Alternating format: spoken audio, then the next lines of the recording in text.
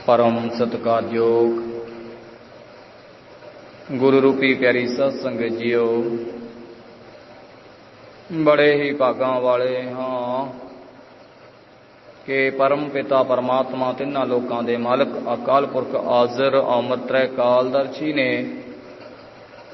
सानू अज फिर नवां दिन बख्शिश कीता है। 24,000 सवासां दी धन राशि बख्शिश कीती है। परम पिता परमात्मा दा कोटन कोटन धन्नवाद।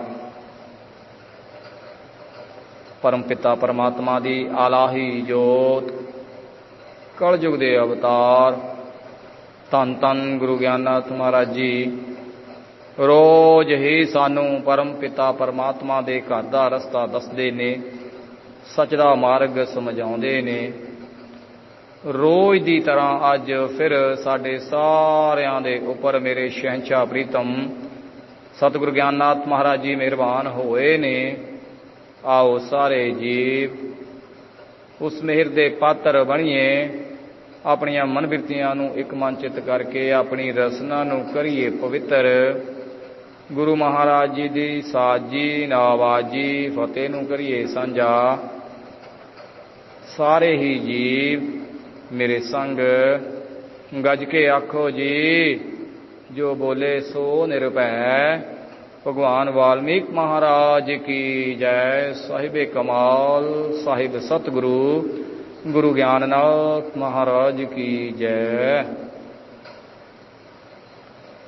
कल मेरे शहंशाह सतगुरु सानू समझा के गए कि तू तक मैं लिखा तरीर गुर की, ओदा हथ ब्रह्मंड दा सब घेरा। वाल्मीक नारायण ज्ञाननाथ ओ बाप है कुल जहान चेहरा। इथों तक साडी झोली रहमतां दे खजाने नाल भरी, सानू ज्ञानवान कीता, सानू सुचेत कीता। अज अगे मेरे शहंशाह सतगुरु ज्ञाननाथ महाराज जी अपने मुखारबिंद दे विचों सानू कलयुगी जीवां नूं की समझाना करदे ने, लड़ीवार सानू की समझाउंदे ने। आओ सरवण करदे हां। इको बनत है खाखियां बंदियां दी, अगन पवन पानी तान गान इको। इको घड़न वाला खेडां सारियां नूं, आखर कढदा वी ओहो जान इको। धन धन गुरु ज्ञाननाथ महाराज जी कलयुग दे अवतार, ज्ञान दे सागर, अनाथां दे नाथ मेरे शहंशाह सतगुरु ज्ञाननाथ महाराज जी सानू समझाना करते ने। महाराज कहंदे भी वो अकाल पुरख केवल एक है, परमात्मा केवल एक है। गुरु बेअंत ने पर परमात्मा केवल एको है। धर्म बेअंत ने, धर्म गुरु बेअंत ने, पर वो अकाल पुरख एक है। किसी भी धर्म ने, किसी धर्म गुरु ने, किसी पीर ने, पैगंबर ने, किसी ऋषि ने, किसी मुनि ने, किसी देवी ने, देवते ने, किसी ने भी ये नहीं किया कि परमात्मा दो है। परमात्मा केवल ते केवल एक है। वो सर्वव्यापक है, वो ज्ञान दा सागर है, वो दयालु है, कृपालु है। इत्थे अज महाराज जी भी सानू यही समझाते ने। महाराज कहते इको बनत है खाखियां बंदियां दी, अगन पवन पानी तान गान इको। महाराज कहते एक ही है, सारियां नू बनाउण वाला इको ही है। सानू अग्नि देण वाला एक है, अग्नि तो भाव गरमैश सूरज की रोशनी पानी एक है, सबनू बराबर पानी देता है। महाराज जी कहते तान, तान तो भाव शरीर, शरीर भी सानू सारियां नू इको जिता। अगला है गान, गान तो भाव है जीभा, उस्तत करने वास्ते सानू जीभ भी इको ही दिती है। महाराज कहते ने वो बनत बनाउण वाला केवल ते केवल एक है, वो अकाल पुरख परमात्मा केवल एक है। अगली पंक्ति दे विच महाराज जी ने सानू की समझाया। महाराज कहंदे इको घड़न वाला खेडां सारियां नूं आखिर कढ़दा भी वो जान इको। महाराज कहंदे सारियां जो भी खेडां कर रहे हैं ना जीवन दे विच, जो भी हो रहा है वो सब उहदे हत्थ विच है। महाराज कहंदे वो सर्व कला संपूर्ण है, सारियां कलावां दा मालक है। वो इंसान दी जान भी वही कढ़दा इको ही है, वो केवल ते केवल एक परमात्मा है। महाराज कहंदे इको घड़न वाला खेडां सारियां नूं आखिर कढ़दा भी ओह जान इको। वो अकाल पुरख परमात्मा वो एक है, उहदियां खेडां नूं असीं जान नहीं सकदे। वो सर्व कला संपूर्ण है, सब खेडां दा मालिक है, वो केवल ते केवल एक है। अगे महाराज जी की समझाते ने, आओ सरवण करते हाँ। पत्थर तारना डोबना गौड़ियां नूं उच्ची अंबरां तो शान मान इको। कोई लाभ ना पूज के देवियां नूं सिमरन रब दा कर कल्याण इको। मेरे शहंशाह सतगुरु ज्ञाननाथ महाराज जी कहते ने, सानू समझाते ने, सुचेत करते ने। महाराज कहते पत्थर तारना डोबना गौड़ियां नूं, ये पत्थर तारने डोब देने सब ओदी माया है। उच्ची अंबरां तो शान मान इको। महाराज कहते किनू उन्हें बुलंदियां ते पहुंचाउणा है, किनू नहीं पहुंचाउणा, वो आप जानी जान है।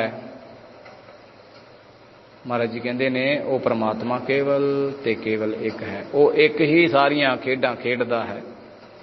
कोई लाभ ना पूज के देवियां नूं सिमरन रब दा करे कल्याण इको। महाराज जी कहते ने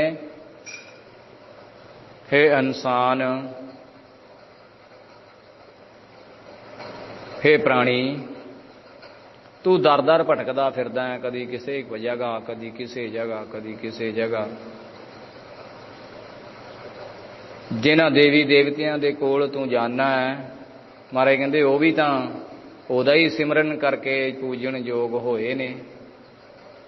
कोई लाभ ना पूज के देवियां नूं सिमरन रब दा करे कल्याण इको। महाराज कहंदे रब दा सिमरन ही कल्याण है, कोई लाभ नहीं है। पत्थरां नूं पूज पूज के कोई लाभ नहीं। हे प्राणी, पर तेरी कैसी मानसिकता है, तू पत्थरां नूं पूज पूज के खुद पत्थर बन गया है। मारे कहंदे अकाल पुरख दा सिमरन ही कल्याण है, जो फ्री विच मिलदा है और तू उहनूं हासिल नहीं करदा। पैसे खर्च के कदी किसी पासे भज जाना है, कदी किसी पासे भज जाना है। ये तेरी जिहड़ी भटकना, ये तेरी मुकनी नहीं। जो फ्री विच तैनूं मिल रहा वो तू लैण नूं तैयार नहीं। रब दा नाम कोई मुੱਲ नहीं लगदा लैण वास्ते, पर वो अमोल है, ओदी कोई कीमत नहीं। हे प्राणी, वो अमोल रतन जिहदी कीमत कोई ला ही नहीं सकदा, वो तू फ्री विच नहीं ग्रहण कर रहा। इधर उधर भटक के अपना जीवन व्यर्थ ही गवा रहा है। तेरी कल्याण केवल ते केवल सिमरन नाल होनी है। महाराज कहंदे ने कोई लाभ ना पूज के देवियां नूं सिमरन रब दा करे कल्याण इको। परमात्मा दा सिमरन, रब दा सिमरन ही तेरी कल्याण है। अगे मेरे शहंशाह सतगुरु ज्ञाननाथ महाराज जी की समझाना करते ने, आओ सरवण करते हाँ। जेड़ा मिल गया सी राजे जनक ताई वड्डा सारियां तो वरदान इको। नौवें पातशाह अपना सीस दिता सिर सारियां दे बलिदान इको। मेरे शहंशाह सतगुरु ज्ञाननाथ महाराज जी सानू समझाना करते ने। महाराज कहंदे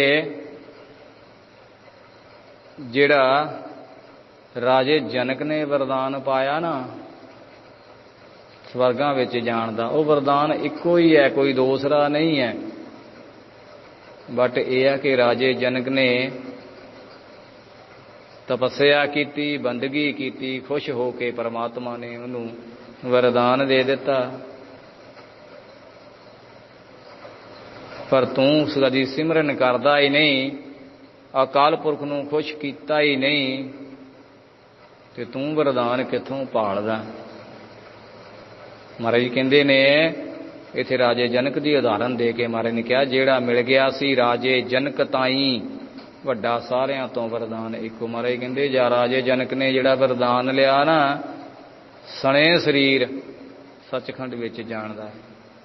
वो कोई वरदान दो नहीं है, वो वरदान भी इको ही है। वो तू भी प्राप्त कर सकदा है, पर तेरी इन्नी आबादत नहीं, तू तां कदी सिमरन कीता ही नहीं, ते वरदान कित्थों प्राप्त करने।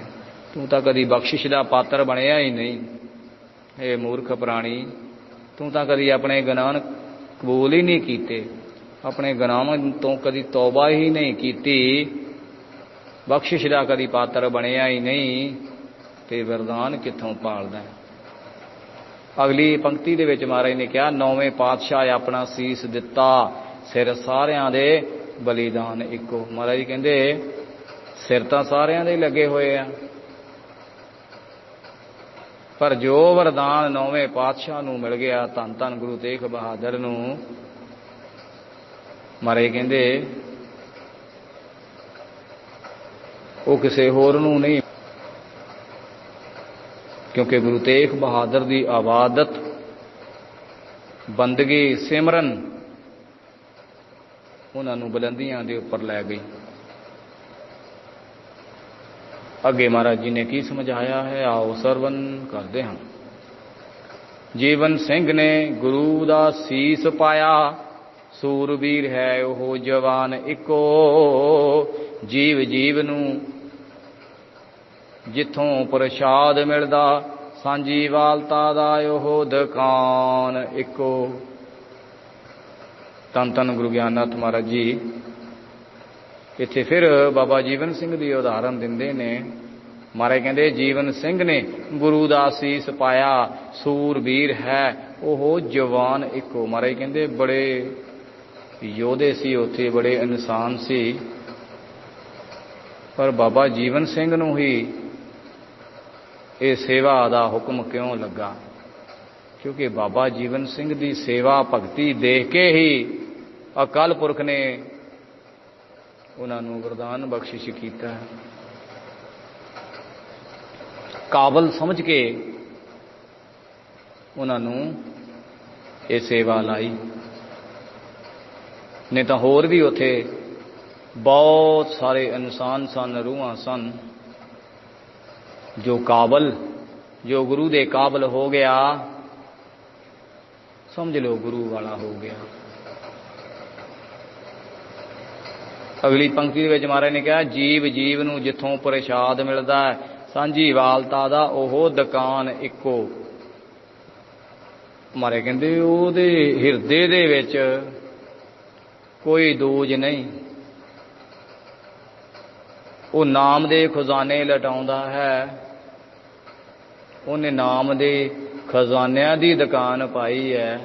इत्थे महाराज ने दुकान शब्द वरतिया, जीव जीव नूं जिथों प्रसाद मिलदा है, सांझी वालता दा ओह दुकान इको। महाराज जी कहंदे वो सांझी वालता दा इको एक दुकान है, इको एक घर है, जिथों हर जीव नूं प्रसाद मिलदा, रहमत दा प्रसाद मिलदा, बख्शिशां दा प्रसाद मिलदा।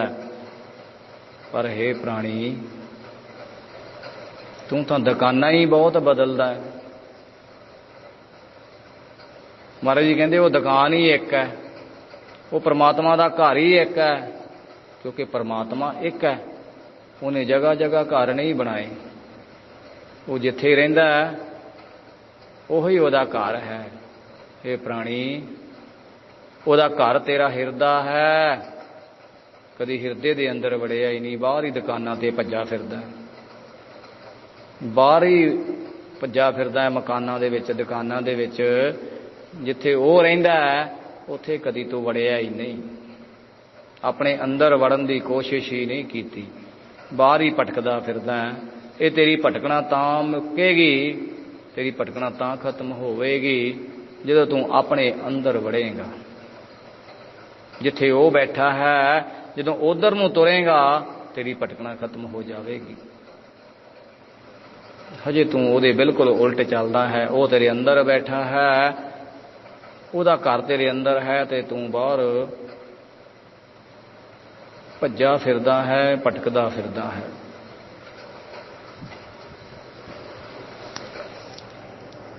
अगे धन धन गुरु ज्ञाननाथ महाराज जी ने की समझाया, आओ सरवण करते हैं। कोट कोट है जीव संसार अंदर, विच सारियां लहू लहान इको, वखो वख नसीब है सारियां दे, रस्ता सारियां दा आना जान इको। कोट कोट महाराज कहते कई करोड़ां जीव है, कोट कोट है जीव संसार अंदर। महाराज कहते इस संसार के अंदर कई जीव है, पर खून सारिਆਂ ਦੇ ਵਿੱਚ ਇੱਕੋ ਜਿਹਾ लाल है। महाराज ने समझाया कोट कोट है जीव संसार अंदर, विच सारियां लहू लहान इको। महाराज कहते अलग अलग किस्म के जीव ने सारियां दे अंदर, पर खून इको ही है, लाल ही खून है, कभी खून का रंग चिट्टा नहीं हुंदा। महाराज अगली पंक्ति दे विच सानूं समझाउंदे वखो वख नसीब है सारियां दे, रस्ता जां सारियां दा आवन जान इको। महाराज कहते सारियां दी आपो अपनी किस्मत है, सारियां दी आपो अपनी किस्मत है, सारियां दी आपो अपनी उम्र है, पर महाराज कहते रस्ता सारियां दा इको ही, इको रस्ते सब ने आना और इको ही रस्ते चले जाना। रस्ता सारियां दा आवन जान इको, क्योंकि परमात्मा ने सबनों एक बनाया है, तो सारियां वास्ते जो रूल बनाए ने वो भी सारियां वास्ते एक है। ये नहीं कि हिंदू वास्ते अलग रूल, सिख वास्ते अलग रूल, मुसलमान वास्ते अलग रूल, ईसाई वास्ते अलग रूल, फारसी वास्ते अलग रूल नहीं। उहदे वास्ते सब जीव ने, उन्हें सारियां नूं जीव बना के भेजे है संसार दे उत्ते। ये प्राणी तो ही वंडियां पा के बैठ गया, उन्हें एक इंसान बना के भेजे।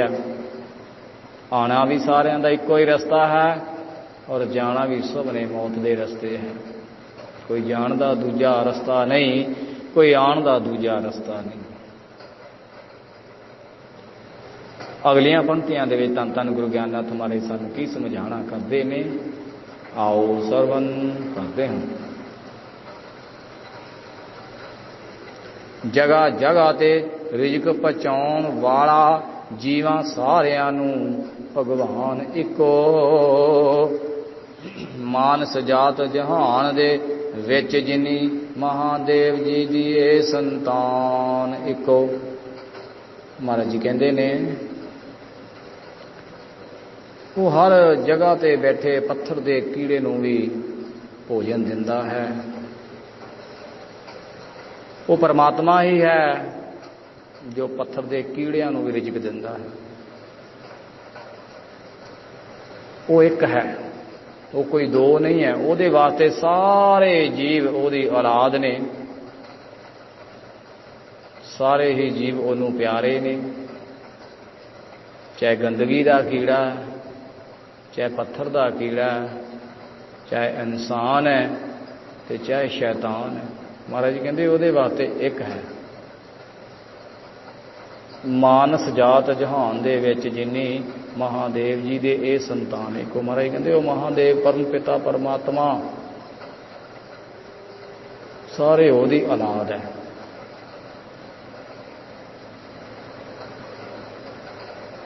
कोई जात नहीं,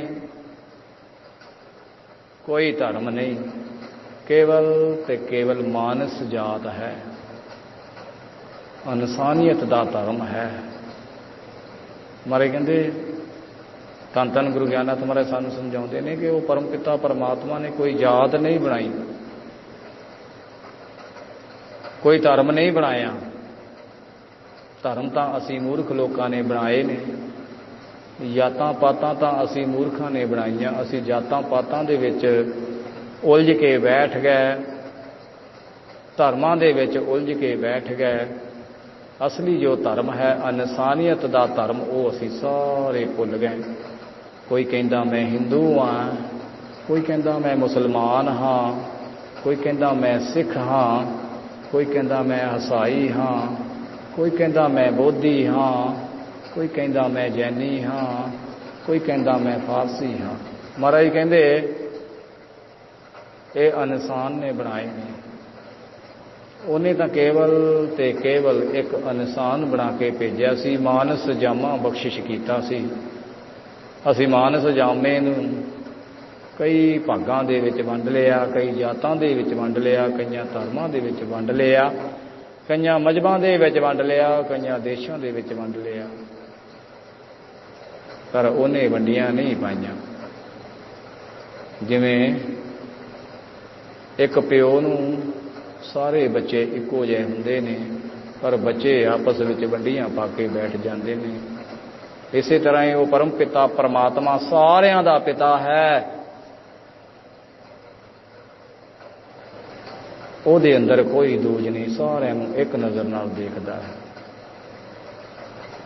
ਧੰਨ ਧੰਨ ਗੁਰੂ ਗਿਆਨਨਾਥ ਮਹਾਰਾਜ ਜੀ ਰੋਜ਼ ਹੀ ਸਾਨੂੰ ਪਰਮ ਪਿਤਾ ਪਰਮਾਤਮਾ ਅਕਾਲ ਪੁਰਖ ਦੇ ਘਰ ਦਾ ਰਸਤਾ ਦੱਸਦੇ ਨੇ, ਸੱਚ ਦਾ ਰਸਤਾ ਸਮਝਾਉਂਦੇ ਨੇ। ਆਓ ਅੱਜ ਤੋਂ ਆਪਾਂ ਪੜ੍ਹਨ ਕਰ ਲਈਏ ਕਿ ਧੰਨ ਧੰਨ ਗੁਰੂ ਗਿਆਨਨਾਥ ਮਹਾਰਾਜ ਜੀ ਜੋ ਸਾਨੂੰ ਸੱਚ ਦਾ ਮਾਰਗ ਸਮਝਾਉਂਦੇ ਨੇ, ਉਸ ਮਾਰਗ ਦੇ ਆਪਾਂ ਪਾਂਧੀ ਬਣਨਾ ਹੈ ਤਾਂ ਕਿ ਸੱਚ ਦੀ ਮੰਜ਼ਿਲ ਦੇ ਉੱਪਰ ਪਹੁੰਚ ਜਾਈਏ, ਸੱਚ ਦੇ ਰਸਤੇ ਨੂੰ ਤੈਅ ਕਰਕੇ ਕਿਸੇ ਮਕਾਮ ਦੇ ਉੱਪਰ ਪਹੁੰਚ ਜਾਈਏ।